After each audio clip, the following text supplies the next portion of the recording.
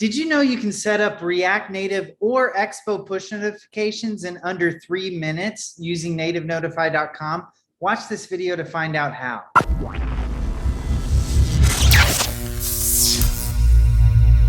Your first step, if you haven't already, is to go to nativenotify.com. Click this sign up free button. It's free to sign up. There's no credit card required. That should take you to a page like this. You'll want to click this create an app button. Click React Native Expo. That should take you to a page like this. So your very first step is you need to make sure you have Expo in your app. If you've already got Expo set up, you can just go ahead and move on to step one. If you're using a React Native app, if it's currently just a React Native app without the Expo modules in them, you'll need to just install the Expo modules. I've created a video to walk you through that step. If you need to go through that step, I highly encourage you to watch this video right here that's coming up on the screen. It'll walk you through the steps in this page. There's also kind of an extra step that's not mentioned here that sometimes you need to do. And it'll also explain things like how to test out your app in development mode and how to create builds using Expo. So it's great. It doesn't take a long time. It maybe adds a few extra minutes to the setup process, but yeah, go ahead and watch that video if you do not currently have Expo in your app. If you do have Expo in your app, we'll go ahead and move on to step one. Just again, if you do not have Expo in your app, you need to follow the steps in this page, and that video that I just showed you will walk you through that. So go ahead and copy these here, come to your terminal, paste those there. All right, and step two, import this register NN push token. So just come up here, paste that there. Step three, this is important. Make sure your app.js file is a hook function. So it needs to look like this, like export default function app. And you'll notice I already have it like that in my app.js function. It needs to be a hook function or push notifications won't work properly. A lot of things with Expo specifically won't work unless you're using a hook function. If you're not sure how hook functions work, this link right here goes through it. It's super simple. I also made a video about it right there. You can watch that video to learn how hooks work. I'm already using a hook. So the last step is just copy this function. You'll notice your app ID and your app token are already in there for you. Just come up here, paste that right there, and you're done. We can go ahead and test out push notifications. So you can just copy Expo start, come here, type in Expo start. That'll open up your terminal again. Go ahead and click on, before we go on, it needs to be an Android emulator for the push notifications to work, or it can be an iOS, an actual phone, or an Android phone. And it should be with Expo Go, with the Expo Go app. So your first step is Expo start. Second step is open up Expo Go, either on an iOS phone, an Android phone, or an Android emulator. And just to show you what I mean, here, let me make my screen a little bigger. If you want to do it on a phone, there's, you'll see right there, there's an app called Expo Go. That's this link here. You can click there to download it directly onto your phone if you'd like, and it'll look something like this when you open it up. If you want to open up your app on your phone, you can just scan this, but I've got my Android emulator open, so I'm just going to run it on an Android emulator. So you can just click that button, run on Android emulator. And if it ever does this, another option is you can just click the name of your project.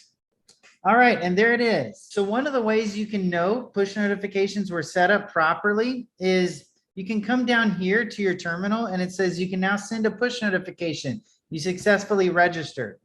So we'll go ahead and come back to the instructions. And step 7 is go ahead and send yourself a test push notification. So I'll say test title, test message,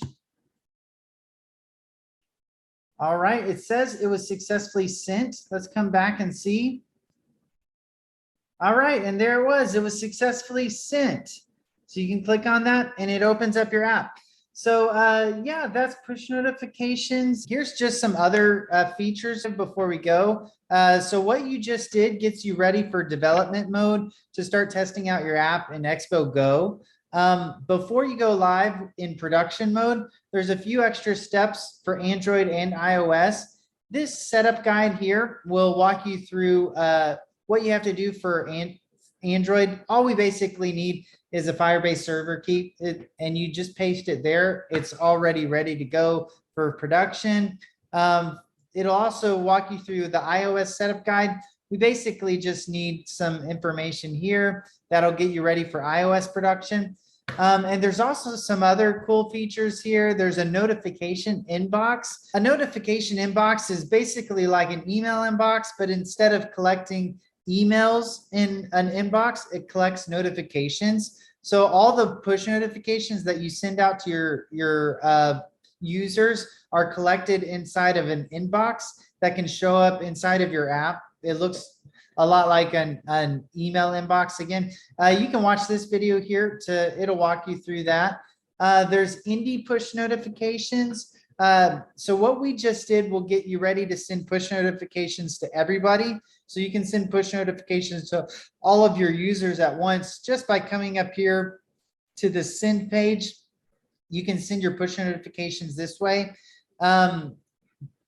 Indie push notifications are for individuals, so like single users. So if you want to programmatically send push notifications to individual users, this setup guide here will walk you through that. It's super simple. You can be up and running in like 5 minutes. Then there's the indie notification inbox. This is it's another notification inbox, but it's for individuals. So the indie notification inbox, it'll collect all the push notifications sent to everybody, and it'll also collect the notifications sent to each individual user. So if you send a push notification to an individual, it'll automatically go to their indie notification inbox. This makes it feel a lot more like a notification inbox, like on Facebook or something like that. And it also gives you the user the control over deleting notifications inside of their notification inbox. And you can also let the user know how many unread messages are in their notification inbox. So if there's 3 unread messages in their notification inbox, they can see a little red dot with a number over it showing how many unread notifications are in their notification inbox. It's super simple too, doesn't take a long time to set up. Follow push notifications really is like, gives you a way to set up a social network in like under 30 minutes. You can have your users following each other, and then users can send out push notifications to all their followers. Another way you could use this is to sort of like create groups instead of like they're called follow masters. You could also think of a follow master as like a group.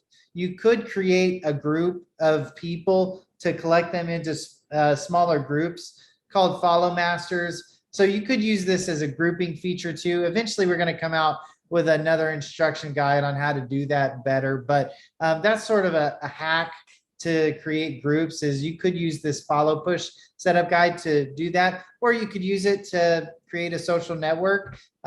This video walks you through that. Last is there's also a basic analytics program that you can use here to get up and running in under 5 minutes.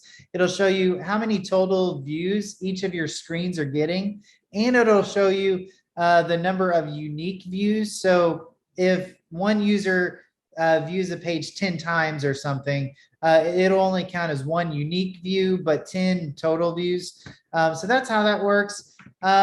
Over here, this shows you what notifications will show up in your notification inbox.